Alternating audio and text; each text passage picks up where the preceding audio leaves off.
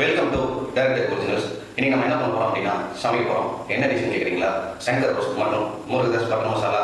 இதுக்கு தேவையான ingredients: reservation, recommendation, corruption, வாசனைக்கு சுஜாதா ரெட்டிஸ் மற்றும் பிரம்மாண்ட பாடல்கள். அது மட்டும் இல்லாமல் அங்கங்கே மயிலாப்பூர் ஜோக்ஸ். மயிலாப்பூர் ஜோக்ஸ்னா என்ன அப்படின்னு ஒரு முக்கியமான விஷயம். மயிலாப்பூர் ஜோக்ஸ் வந்து அது ஜோக்கை சொல்லுவாங்க. அதாவது எப்படி சொல்றதுன்னா, ஒரு மணி நேரத்தில் 100 ஜோக்கு அப்படின்னு சொல்லுவாங்க. அந்த 100 ஜோக்குக்கு ஒரு தடவை கூட நம்ம சிரிச்சிருக்க மாட்டோம். அந்த மாதிரி அந்த லட்சணத்தில் இருக்கக்கூடிய ஜோக்ஸ் தான் மயிலாப்பூர் ஜோக்ஸ். இந்த ஜோக்ஸ் வந்து சங்கரோட படங்களையும் முருகதாஸோட படங்களையும் பரவலாக இருக்கும். அது மட்டும் இல்லாமல் இவங்க வந்து இந்த ரிசர்வேஷன், ரெக்கமெண்டேஷன், கரப்ஷன் அப்படிங்கிற மாதிரியான விஷயங்களுக்கு தீர்வாக என்ன சொல்லுவாங்கன்னா, கொலை பண்ணணும். இந்த கொலை பண்ணுறது, இந்த கட்டி வச்சு அடிக்கிறது, வட்டப்பூச்சி வச்சு மய விடுறது, இந்த மாதிரியான விஷயங்கள் தான் இந்த ரிசர்வேஷன், ரெக்கமெண்டேஷன், கரப்ஷன் அப்படிங்கிறதெல்லாம் ஒழிக்கிறதுக்கு வந்து ஒரு நம்ம ஆயுதமாக கையில் இருக்கணும் அப்படின்னு சொல்லி இவங்க 2 பேரும் வலியுறுத்தக்கூடிய சில விஷயங்கள். இது நமக்கு எங்கே வழிவகுக்கும் அப்படின்னா, நேராக பாசிசத்தை தொடர்றதுக்கான ஒரு வழியை தான் இவங்க சொல்லி தருவாங்க. இந்த படம் பார்த்துட்டு இருக்கும்போது நம்ம வந்து எமோஷ்னலாக கொஞ்சம் டீஸ் பண்ணுவாங்க. நமக்குள்ள இருக்க பேட்ரியாட்டிசத்தை வந்து கொண்டு வருவாங்க. அதாவது எப்படி சொல்றதுன்னா, நீ ஒரு உண்மையான இந்தியனா இருந்தா, நீ ஒரு உண்மையான தமிழனா இருந்தா அப்படின்னு பேசும்போது நமக்கு வந்து வேற வழி தெரியாது. இவங்க சொல்றதெல்லாம் கரெக்டு, இதுதான் வழி, வேற வழி இல்லை. நம்ம வந்து ரிசர்வேஷன், ரெக்கமெண்டேஷன், கரப்ஷன் தான் இந்த நாட்டையே வந்து இப்படி வச்சிருக்கு, ரொம்ப கீழ் நிலையில வச்சிருக்கு அப்படின்னு சொல்லி நம்மளே நம்ப வைக்கக்கூடிய ஒரு இந்திரஜித் அப்படின்னு சொல்லக்கூடிய பேருக்கு சூட்டானவங்க தான் இவங்க 2 பேரும். இவங்க 2 பேரோட படங்கள்ல என்ன பிரச்சனை அப்படின்னு கேட்டீங்கன்னா, பிரச்சனை ஒன்று இருக்கும், ஆனால் அதுக்கான தீர்வே இருக்காது. அது மட்டும் இல்லாமல் இங்கே வேற எந்த பிரச்சனையுமே கிடையாது. இங்கே வெறும் ரிசர்வேஷன், ரெக்கமெண்டேஷன் மட்டும்தான் பிரச்சனை, இந்த கரப்ஷன் மட்டும்தான் பிரச்சனை. இங்கே வந்து இவங்களோட சங்கர் மற்றும் முருகதாஸ் யூனிவர்சிட்டியில் தப்பு பண்ணுறவங்க யாராக இருப்பாங்க அப்படின்னு பார்த்தீங்கன்னா, எளிய மக்கள், உழைக்கும் மக்கள், பிற்படுத்தப்பட்ட மக்கள், மிகவும் பிற்படுத்தப்பட்ட மக்கள் மற்றும் ஒடுக்கப்பட்ட மக்கள். இவங்க மட்டும் தான் தப்பு பண்ணுறவங்களா இருப்பாங்க. சில இதில் வந்து இவங்களை வந்து நீங்கள் ஏழையாக பார்க்கலாம், ஆனால் நல்ல ஏழையாக பார்க்க முடியாது. நல்ல ஏழையாக இருக்கணும்னா நடுவில் ஒரு ஒயிட் கலருக்கு காசு வேணும். அது நம்ம கிட்ட இல்லை. ஓகே, இந்தியாவிலே ரிசர்வேஷன் அதிகமாக கிடைக்கக்கூடிய ஒரு ஸ்டேட் எதுனா தமிழ்நாடு. மொத்தம் 69%. இதில் பிசிக்கு 30%. இதில் பிசிக்கு வந்து, அதாவது பிசி அப்படிங்கிற கேட்டகரியில், பேக்வர்ட் கம்யூனிட்டி அப்படிங்கிற கேட்டகரியில் இருக்கக்கூடிய சாதிகளுக்கு 26.5%. அதுக்குள்ள பிசி முஸ்லீம்ஸ் இருக்காங்க. முஸ்லீம்ஸ்க்கு வந்து 3.5%. அதுக்கு அடுத்ததான் மோஸ்ட் பேக்வர்ட் காஸ்ட் எம்பிசியில் வந்து 20%. அதில் எம்பிசி கேட்டகரிக்குள்ள வர அனைத்து சாதிகளுக்கும் 13%.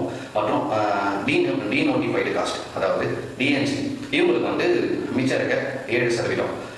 இதில் அதுக்கடுத்து வந்து ஷெட்யூல் காஸ்ட்டுக்கு 18%. இதில் வந்து ஜென்ரலாக இருக்கக்கூடிய எஸ்சி காஸ்ட்டில் இருக்கக்கூடிய மக்களுக்கு வந்து 15% மற்றும் அதுக்கு 3%.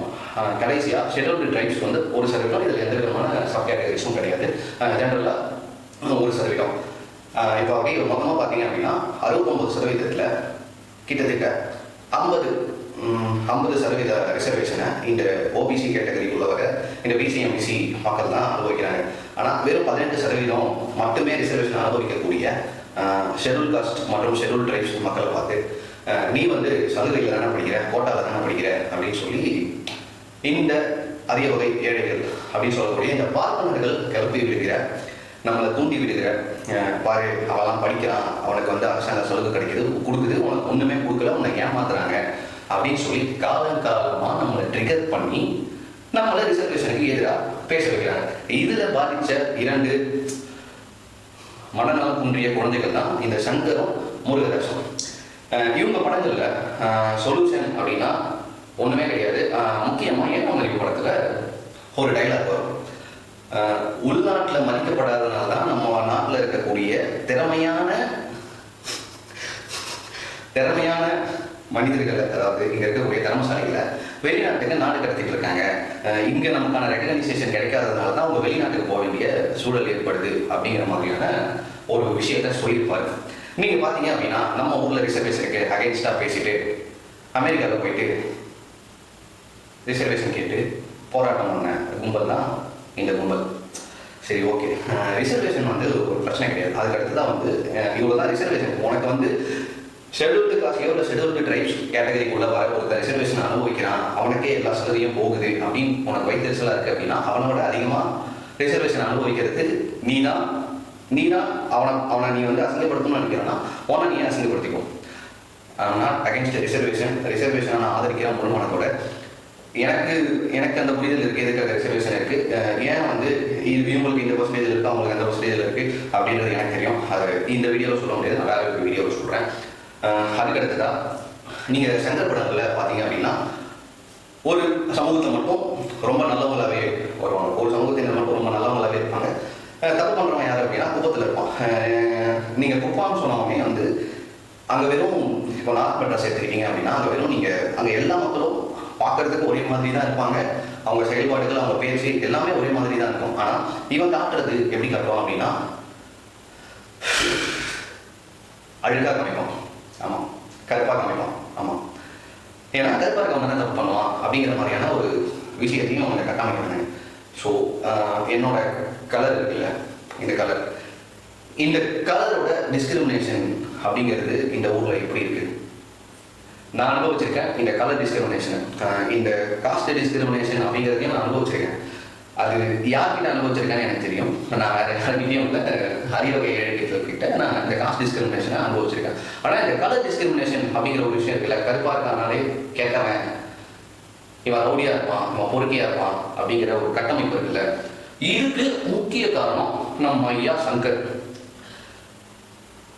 ஏன்னா நானே பாதிக்கப்பட்டிருக்கேன். இதை வந்து நீங்கள் சங்கர் படங்களை நீங்கள் தொடர்ந்து ஒரு நாள் ஃபுல்லாக உட்காந்து பார்த்தீங்க அப்படின்னா முதல்ல இருந்து வாங்க. ஜென்டில்மேனில் என்ன கதை, இந்தியனில் என்ன கதை, சிவாஜியில் என்ன கதை. சிவாஜியில் ஹீரோ கருப்பாக தான் இருப்பார், ஆனால் கருப்பாக இருக்கவங்க கிண்டல் பண்ணி சீன் வைப்பார். சரி, ஓகே. அதுதான் அடுத்ததான் நம்ம முருகதாஸ் ஐயா. இவர் வந்து எப்படி சொல்கிறேன்னா, நான் பர்சனல் அட்டாக்கே பண்ணேன்.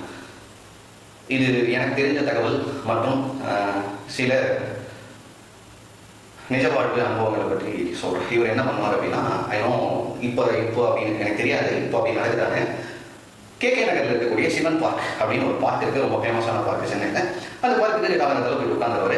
அங்கே வந்து இவர்கிட்ட அசிஸ்டன்ட் டைரக்டராக சேர துடிக்கக்கூடிய சில இளைஞர்கள் கிட்ட ஒரு கதை கேட்பார்.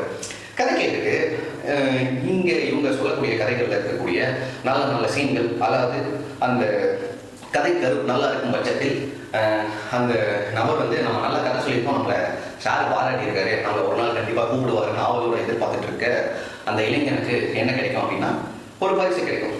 அவன் சொன்னா இல்லையா, அந்த அற்புதமான கதை கரு மற்றும் சீன்கள், அது வந்து முருகதாஸ் ஐயாவோட அடுத்த படத்தில் வரும். அது மட்டும் இல்லாமல் நீங்கள் வந்து இவங்க ரெண்டு பேரையும் வந்து ஊக்கி வச்சு இவங்க வந்து இவங்கள மாதிரி படம் எடுக்க பாலே இல்லையே அப்படின்னு சொல்லி நிறைய பேர் வந்து பேசுவாங்க. இவங்க என்ன பண்ணியிருக்காங்க அப்படின்னா, காலங்காலமாக ஹாலிவுட் படங்களில் இருக்கக்கூடிய சீன்களையும் கதைகளையும் சுட்டு தான் இங்கே படம் எடுத்துட்டு இருக்காங்க. சங்கர் பேரில் இந்தியன் படத்தோட கதை என் கதை அப்படின்னு சொல்லி இன்னும் ஒரு கேஸ் ஓடிக்கிட்டு இருக்கு. ஸோ இந்த நாட்டில் நடக்கக்கூடிய லஞ்சம், ஊழல், தவறுகள், அடுத்தவனை ஏமாத்துறது, அடுத்தவனோட திறமையை வந்து பறிக்கிறது, உனக்கு கிடைக்க வேண்டிய இடத்த அவன் எடுத்துக்கிட்டான் அப்படின்னு சொல்கிற இந்த ப்ரீச்சிங் இருக்குல்ல, இந்த ப்ரீச்சிங்கை தொடர்ந்து பண்ணுற இவனுங்க நியாயமாக இருக்கானுங்களா, நேர்மையாக இருக்கானுங்களா? இல்லை. அப்புறம் என்ன இருக்கு, தொடர்ந்து இந்த மாதிரி கதைகளை நீங்கள் ப்ரீச் பண்ணுறீங்க அப்படின்றது தெரியல. இன்னும் பர்சனலாக நோண்டணும் அப்படின்னா, சங்கர் இருக்கார்ல, சரி வேணாம், அவர் ஸ்டேட்டஸ்க்கு அவர் கோடீஸ்வரர், அவருக்கு கீழே வேலை செய்கிறப்பல அவர் எப்படி வேணாலும் வேலை பார்த்து வேலை செய்ய வச்சுப்பாரு அப்படின்னு நீங்கள் சொல்லலாம். இருந்தாலும் பொறுத்தது பரவாயில்ல, நான் இன்னொரு தடவை வேறு இடத்துல பதிவு பண்ணிக்கிறேன். ஏன்னா என்கிட்ட வெட்டி போயிட்டான், சங்கரால் பாதிக்கப்பட்ட வெட்டி. சரி, ஓகே. அப்புறம் நான் என்ன சொல்ல விரும்புகிறேன் அப்படின்னா, உங்களுக்கு ரிசர்வேஷனோட புரிதல் இல்லை அப்படின்னா தேடி படிங்க. இங்கே நிறைய புத்தகங்கள் இருக்குது, நிறைய தரவுகள் இருக்குது. இந்தியாவில் இருக்கக்கூடிய எந்தெந்த கேட்டகரியில் எந்தெந்த மக்கள் எவ்வளோ உள்ளவோ சதவீதங்கள் எவ்வளோ, நான் என் ஒருபோதும் ரிசர்வேஷன் அப்படிங்கிறத சலுகைன்னு சொல்ல மாட்டேன். அது வந்து ஒவ்வொரு இந்திய குடிமகனோட அடிப்படை உரிமை. அது வந்து நான் சொல்ல மாட்டேன் அப்படின்னு நான் அது சலுகைன்னு நான் ஒருக்காக சொல்ல மாட்டேன். அப்படி உங்கள் பாஷையில் சலுகை அப்படின்னு தோணுச்சு அப்படின்னா, யாராவது எவ்வளோ சலுகை வாங்குறீங்க, நீங்கள் எவ்வளோ சலுகை வாங்குறீங்க, உங்கள் ஜாதிக்காரன் எவ்வளோ சலுகை வாங்குறான் அப்படிங்கிறத தேடி படிங்க. உங்களுக்கே ரிசர்வேஷன் பார்த்தீங்கன்னா ஒரு புரிதல் வரும். அதாவது இவங்க சொல்லக்கூடிய இந்த வெளிநாட்டுகளுக்கு ஏற்றுமதி பண்ணப்பட்ட திறமையான இந்தியர்களும் திறமையான தமிழர்களும் யாராக இருக்காங்க அப்படின்னா, ஒரு சில வருடங்களுக்கு முன்னாடி, அதாவது ஒரு 20 அல்லது 15 வருடங்களுக்கு முன்னாடி வரைக்கும் அரியவகை ஏழைகள் அப்படின்னு சொல்லக்கூடிய அவர்கள் மட்டும்தான் இவர்கள். இப்போதான் வந்து நம்ம பசங்க எல்லாரும் படிச்சுட்டு ஃபாரின் போயிட்டு ஒரு நல்ல நல்ல வேலைகள் தான் உட்காராங்க. அதுக்கு முன்னாடி வரைக்கும் இவங்க தான் வந்து ரிசர்வேஷனை எதிர்த்து பேசிட்டு அங்கே போயிட்டு உட்காந்துட்டு அவன் கழுத்தை நினைச்சு எனக்கு ரிசர்வேஷன் கொடுவோம் ஊரில் அப்படின்னு சொல்லி கேட்டு வாங்குறது இவனுக்கு தான். இங்கே இருக்க நம்மளை இங்கே இருக்க மக்களுக்கு எதிராக, இங்கே இருக்க ரிசர்வேஷன் சிஸ்டம்க்கு எதிராக பேச வைக்கிறதும் இவனுக்கு தான். ஸோ இவனுங்களை ஆதரிச்சு இவங்களோட ஐடியாலஜிலேருந்து இவங்களோட மூளைக்குள்ளேருந்து வந்து உதித்த வார்த்தைகள், உதித்த கருத்துக்கள், உதித்த தவறான தகவல்களை மனசுக்குள்ள பதிய வச்ச இவர்கள் 2 பேரும் தொடர்ந்து இதை பண்ணிட்டு இருக்காங்க.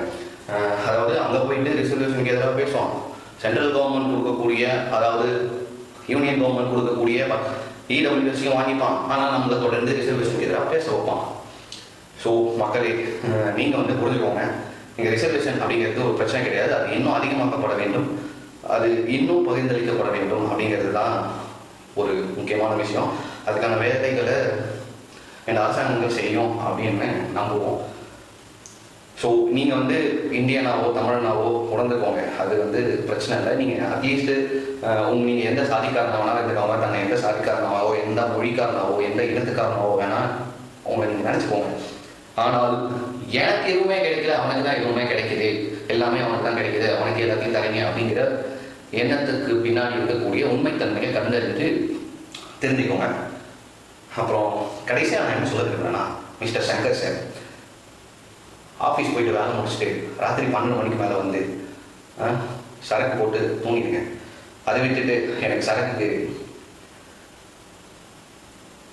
வருத்தம் இருந்தால் தான் சாப்பிடுவேன்னு சொல்லி உங்களுக்கு அசிஸ்டண்டாக இருக்கக்கூடிய அந்த 4 பேரை உயிரை வாங்காமல் குடிச்சிட்டு தூங்குங்க. அது மட்டும் இல்லாமல் அந்த நேரத்துக்கு நீங்கள் குடிச்சிட்டு உட்காந்து கதை வசனம் எழுதுனா இந்தியன் டூ மாதிரி தான் வரும். நன்றி, வணக்கம்.